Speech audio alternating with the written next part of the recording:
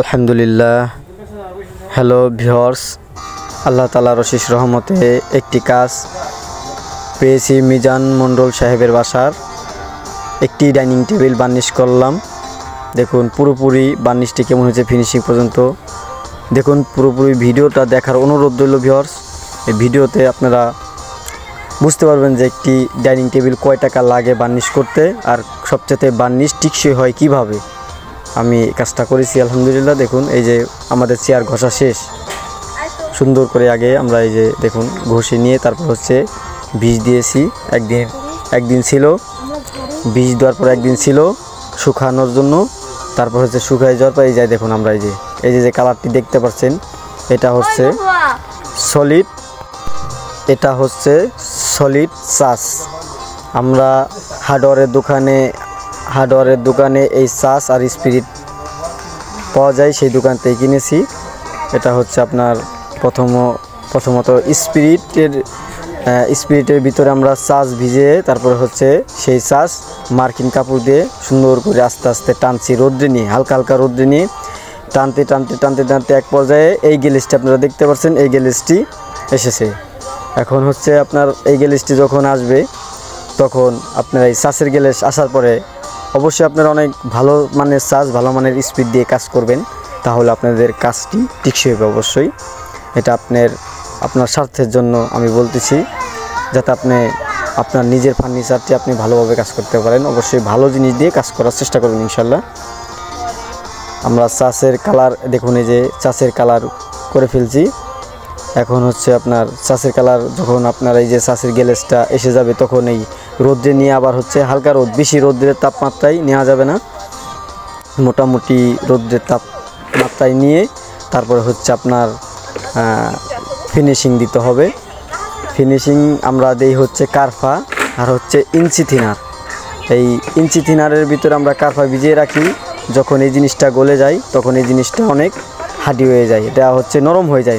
এটা যখন আমরা ফিনিশিং রোদ্রে দিব, রোদ্রে ফিনিশিং দেওয়ার পর যখন এই জিনিসটা শুকিয়ে যাবে তখন এই চাষটা ধরে রাখবে এবং কি গ্যালেজও দিবে, অত্যাধুনিক গ্যালেজ। এই দেখুন আমরা এই যে ফিনিশিং দেওয়া শুরু করছি, অলরেডি ফিনিশিং দেওয়া শুরু করছি। এই কালার থাকবে। আর এই কারফার ফিনিশিং যদি আমরা দেই তাহলে এই গ্যালেজ কোনো সময় নষ্ট হবে না ইনশাল্লাহ। এই জন্য এই কারফার ফিনিশিং হচ্ছে আপনার দিতে হবে, এর বাহিরে উল্টাপাল্টা কোনো ফিনিশিং দেওয়া যাবে না। বাজারে অনেক ধরনের ফিনিশিং আছে, এটা আপনারা কোনো সময় ইউজ করবেন না। আমি যেভাবে কাজ করি সেভাবে অনেক ভালো হবে ইনশাল্লাহ। কতদিন আগে আমি একটি সোফা বার্নিশ করছিলাম, সেই সোফা আমারই বার্নিশ করা ছিল, 6 বছর আগে বার্নিশ করছি। এইভাবে 6 বছরের ভিতরে ইনশাল্লাহ কিছুই হয়নি। এই জন্য আপনাদেরকে আমার অভিজ্ঞ থেকে আমি বলছি, এইভাবে কাজ করবেন যাতে আপনার জিনিস টিকসই হয়। অনেক কারফার ফিনিশিংটা অত্যাধুনিক ভালো। আপনি যদি কোনো রকম একটু চাষ খয়ে যদি কারফার ফিনিশিং নেন তারপরেও জিনিসটা টিকসই হবে। তবে কারফার ফিনিশিং দিতে হবে, অন্য কোনো ফিনিশিং আপনার ফার্নিচারে ইউজ করবেন না। যদি চাষ বার্নিশ করেন তাহলে আপনি এরকম এই চাষ বার্নিশের ভিতরে বহুত ধরনের কালার আছে। আপনাদের আরও পরবর্তীতে আরও যখন ভিডিও আসে যেই গৃহস্থ যেই বাড়িওয়ালা যেমন কালার চাই সেমন কালারই দেওয়ার চেষ্টা করি ইনশাল্লাহ। তবে একটা জিনিস,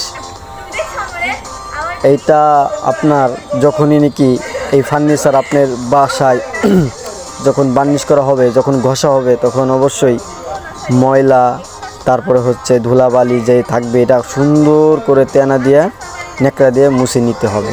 যদি মুছে না নেওয়া হয় তাহলে আপনার এই ময়লার কারণে এর উপর দিয়ে যদি আপনি চাষ বার্নিশ করান তাহলে পরবর্তীতে এই চাষ টিকসই হবে না, এটা নষ্ট হয়ে যাবে। ময়লার উপরে এটা করা যাবে না অবশ্যই।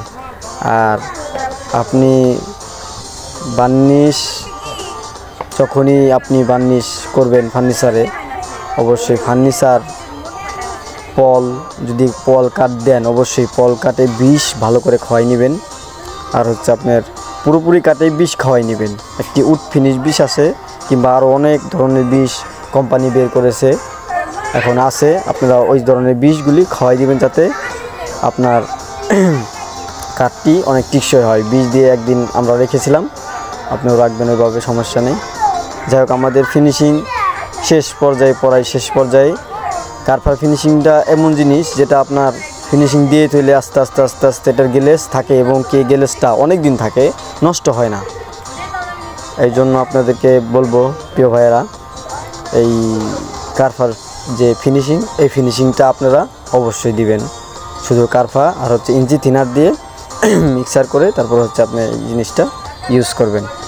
আপনার এই যে দেখুন আমার কাজ শেষ, এই যে রুমের ভিতরে উঠাই দিয়েছি ফিনিশিং দিয়ে। এটা হয়তো অন্ধকার ঘর এমন বোঝা যাইতেছে না, তাই জিনিসটা কমপ্লিট। আর সবাই আমার জন্য দোয়া করবেন যাতে পরবর্তীতে আরও সুন্দর ভিডিও আপনাদের নিয়ে আসতে পারি এবং কি আরও সুন্দরভাবে কাজ পরিচালনা করতে পারি। আর যারা আমার চ্যানেল নতুন, অবশ্যই চ্যানেলটি সাবস্ক্রাইব করে দিবেন, সাবস্ক্রাইব করে পাশেই থাকবেন। পরবর্তীতে নতুন ভিডিও সবার আগে আপনার কাছে যেন দিতে পারি, সেই জন্য চ্যানেলটি সাবস্ক্রাইব করবেন। আর ফেসবুকে দেখে থাকলে অবশ্যই ফলো দিবেন, লাইক দিবেন। ধন্যবাদ সবাই। আসসালামু আলাইকুম ওয়া রাহমাতুল্লাহ।